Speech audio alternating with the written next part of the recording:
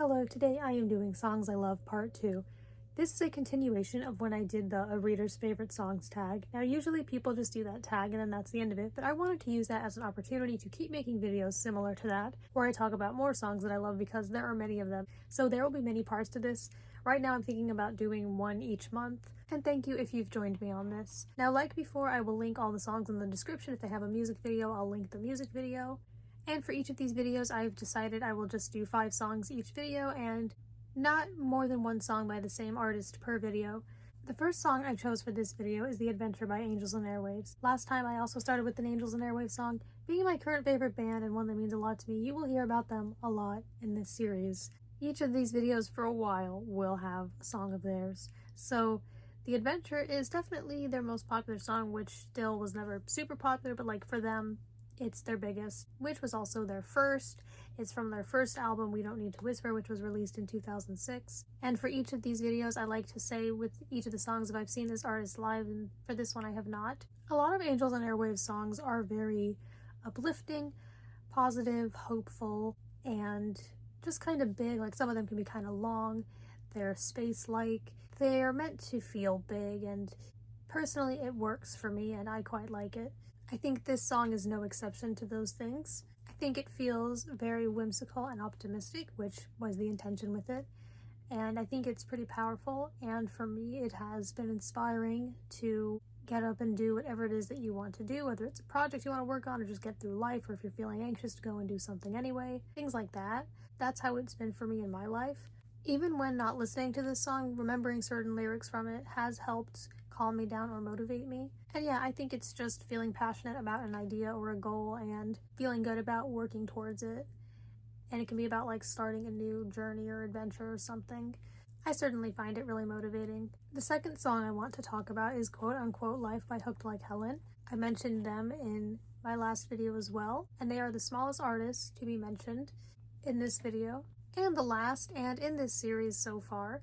This is another song of theirs that means quite a lot to me because now I first heard this song when I saw them live 6 years ago. It was not released until 2 years ago because some of their songs were not yet released and they take a while to release them, which thankfully they're able to do because they are independent and can take the time they need to work on a song and perfect it and all that and release it when they want to.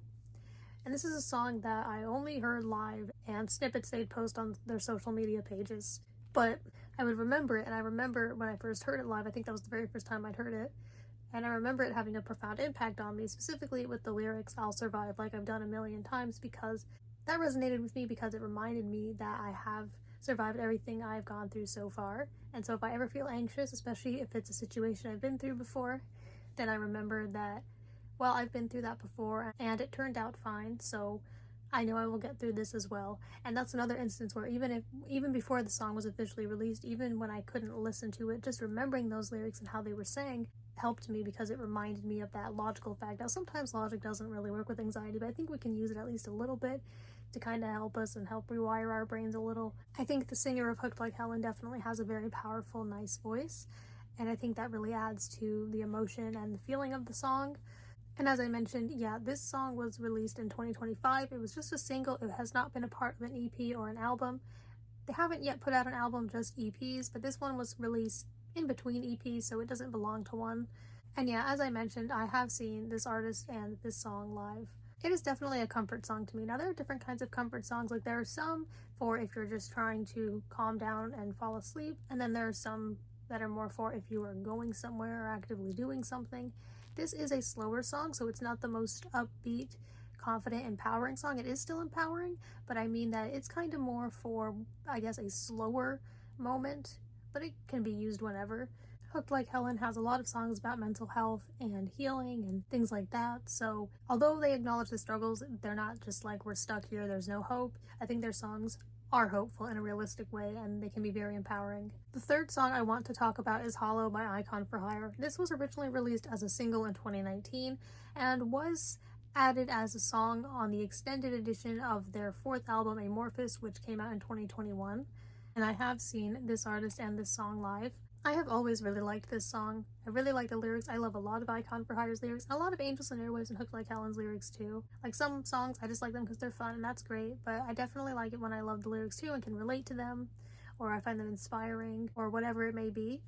And Icon for Hire, like Hook Like Helen, has a lot of songs about mental health, which is fitting because the way I found Hook Like Helen was when they opened for Icon for Hire. Anyway, this song is kind of just about anxiety and other mental health struggles and how we talk about mental health nowadays, and like, is there anything wrong with us, like wondering those things, or maybe this is normal, but what is normal at this point, and things like that. It's a fun, dynamic song, I think, because it has like both singing and rapping, which I personally enjoy putting those together. The music video is also very clever. I really like it.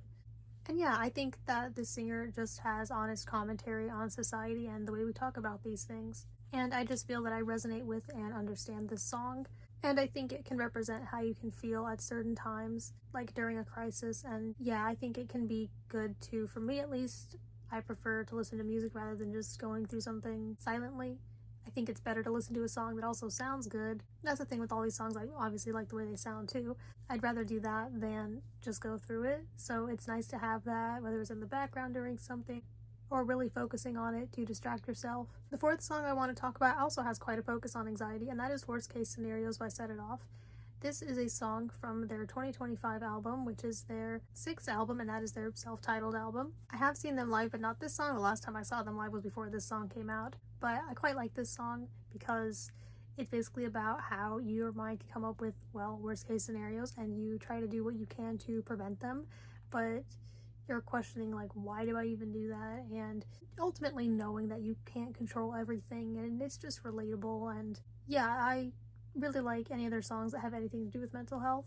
And I think this song also captures feelings of hopelessness or helplessness that you may have. Not that I have that, but I mean, I think that songs don't necessarily mean that whoever sings them is hopeless entirely. Just maybe you feel that way for a small amount of time, and just I think the songs might capture how you feel just at one point, and then you put that into a song. I think the song is rather dramatic and desperate, both of which I like. And yeah, I think it's just very good to be self-aware of the things that you go through and how you deal with things. I guess a lot of these songs have a similar theme. The fifth and final song I want to talk about is the newest one, and that is Paralyzed by Sleeping with Sirens. This song is from their new album that's just come out this year, and Ending in Itself, which is their 8th album. Again, like we Set It Off, I have seen them live, but not this song, because again, that was before this song came out, and I don't know if I'd even really want to see them live again. I mean, not like never, but I did last year, and I was listening to them a lot in 2023 and 2024, but not as much now, but I am enjoying the new album. But yeah, this song is also, I find it very empowering. I think the whole album, like, again, it's the kind of music that acknowledges struggles, but then tries to be hopeful with it, which I really love. And yeah, I think this song is just about not wanting to make excuses or believe lies about yourself that come from other people or your brain or wherever, and wanting to just do what you can. And but also captures, I think, the desperation and the agony and stuff. Sleeping with Sirens is a bit more intense than some of these other artists on this list, and just wanting to ignore that and fight against that before you're just, well, paralyzed and you feel like you can't do anything because you're anxious or stuck or whatever the case may be. I feel I can relate to and understand that. So yeah, I really like the song because I like that these songs aren't just like toxic positivity, like they aren't all just completely happy 100%, like they're both, which makes sense because you can feel happy and sad or other things at the same time. It's realistic. Yeah, I like how intense and heavy the song is. I really like the lyrics of this song and this song in general. All the songs I mentioned on this list I really like. If you want to tell me, if you know any of these artists or these songs, or you want to tell me your thoughts on them, or maybe some songs that you like, or maybe songs that relate to these kinds of themes and ideas that you think that I might like, or just that you like and want to talk about, you may. And thank you for watching.